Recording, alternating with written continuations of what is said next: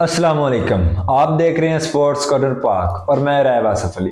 और आज हम बात करेंगे आईपीएल पर। बड़ा शोर हो रहा है ना आईपीएल की ओकेशन के बाद कि पाकिस्तानी प्लेयर्स बिक गए आईपीएल के अंदर, फलां हो गया फलां हो गया।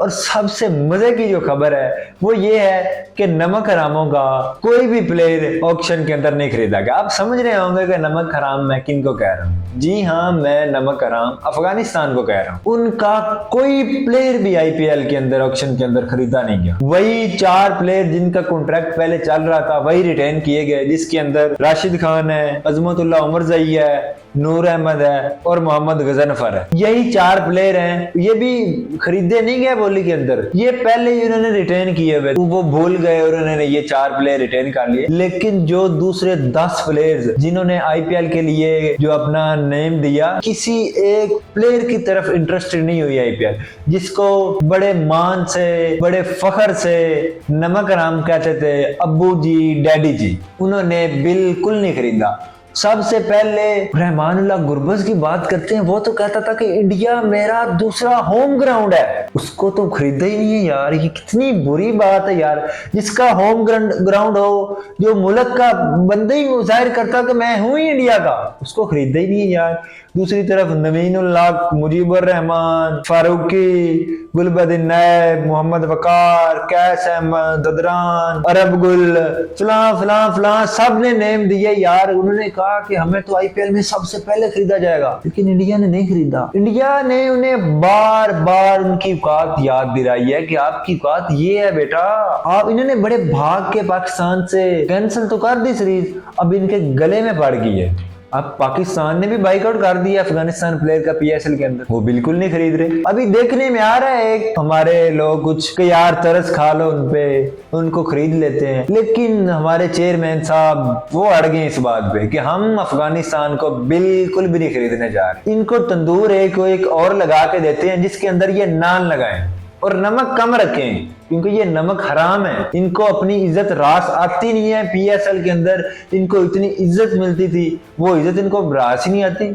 अब जाएं इंडिया के पास, अब्बू जी के पास जाएं, अब्बू जी ने तो खरीदे ही नहीं है इनको। और फिर गोदी मीडिया बड़ा भौंक रहा था, जी पाकिस्तानी प्लेयर्स बिक गए हैं पीएसएल के आईपीएल के अंदर। और मेरा बेटा पहले आप कुछ नॉलेज तो हासिल कर लें, कुछ पढ़ लिया करें। अभी तक तो पीसीबी ने नाम जाहिर ही नहीं किए कि कौन से प्लेयर्स ने ड्राफ्ट के अंदर हिस्सा लेने के लिए अपने नेम दिए हैं कि हम पीएसएल खेलना चाहते हैं। और आपने पहले ही कह दिया कि पीएसएल के प्लेयर बीत चुके हैं। वो पहले खेले थे, नो डाउट, पहले पाकिस्तान पीएसएल की तरफ से वो खेले थे पाकिस्तान के लिए। तो अब वो उनकी पहले ऑक्शन होगी आईपीएल की, तो वो चले गए आपके पास। तो आपने बड़ा तीर मार लिया कि जी पीएसएल के प्लेयर बिक गए हैं आईपीएल में, आईपीएल बड़ी लीग है, आईपीएल फलां है। आप कहते हैं कि वहां पैसे की आपने दिए क्या उनको। सबसे पहले मैथ्यू वेड की बात करें, वो 1.47 करोड़ ले रहा था पीएसएल में और आपने उसे दिया है 1.50 करोड़।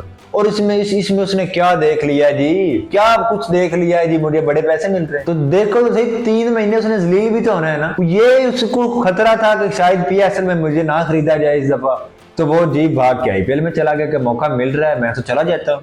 और उसके बाद फिर नेलन की बात करें, वो भी 1.47 में था पीएसएल में और वहां आप उसको 2 करोड़ दे रहे। तो ये आपने बड़े को तीर मार लिए हैं ना। और उसके बाद टीम साइफर्ट है, उसकी बात करें, वो 1.47 या 1.80 ले रहा था करोड़ पाकिस्तान से और आपने वहां पे उसे 1.50 दिए, पीएसएल से भी कम दिए और 3 महीने वो जलील भी होगा। तो क्या भाई आपने क्या समझ क्या रखा है यार। ऐसे ही जो आपके मुंह में आता है आप बोलना शुरू कर देते हैं। कुछ आपने जंग का हो, कुछ हो, आपने जिस तरह लाहौर के अंदर समंदर बना दिया, कराची फतह कर लिया, यही काम आप आईपीएल में शुरू कर देते हैं कि पाकिस्तानी प्लेयर बिक गए हैं, प्लेयर बिक गए हैं। और भाई मुंह धो लिया करें, खुदारा कुछ होश के नाखून ले ले। ऐसा कुछ भी नहीं है कि कोई पीएसएल का प्लेयर जो आईपीएल में बिका हो जिसने नाम दिया हो। अभी तक तो हमने लिस्ट ही नहीं शेयर की और आपको पहले ही पता चल गया। अभी तक तो पाकिस्तानियों को नहीं पता कि किन किन प्लेयर्स ने आना है और इंडिया वालों को पहले पता चल गया। और यार बस करें, कुछ तो ख्याल करें।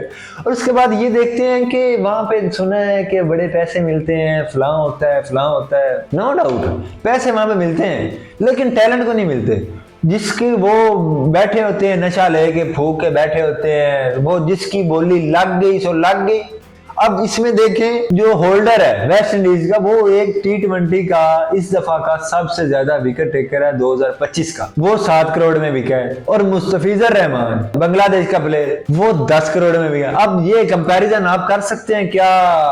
जैसन होल्डर छोटा बॉलर ऑलराउंडर है और मुस्तफिजुर रहमान बड़ा प्लेयर है, क्या चीज है क्या यार? मुझे इस बात की समझ नहीं आती। पैसा भी आपके पास है लेकिन टैलेंट नहीं होता, टैलेंट की कदर नहीं है। जिसका लग गया फुद्दू लग गया, बस यही चीज है वहां पे। और उसके बाद फिन एलन 2 करोड़ में, आपने मैथ्यू वेड, टीम साइफर्ट, ये सारे 1.5 करोड़ 2 करोड़। और मुस्तफिजुर रहमान, अच्छी बात है, मुसलमान है, मुझे तो खुशी है इस बात की कि वो इतने पैसे ले रहा है यार, बहुत अच्छी बात। लेकिन मैं टैलेंट की बात कर रहा हूँ, कदर की बात कर रहा हूँ, वहां पे बिल्कुल भी नहीं है। बस पैसा फेंको, फलां करो, ये करो, आपको बस इंडियन गोदी मीडिया को भौंकने का मौका चाहिए। भौंकी जाते हैं, ना देखते हैं ना कुछ करते हैं, यही काम है यार आपका। लगे रहे, कोई बात नहीं, लगे रहे, हमें कोई फर्क नहीं पड़ने वाला भाई। सारे आप इस तरह करें कि बाबर आजम ने भी तरले आपके किए, ये भी कह दें, आपको क्या फर्क पड़ना है यार, कह दें कोई मसला नहीं। और इसी के साथ मैं इस वीडियो को एंड कर रहा हूँ और देखते रहिए स्पोर्ट्स कॉर्नर पाक। अल्लाह हाफिज।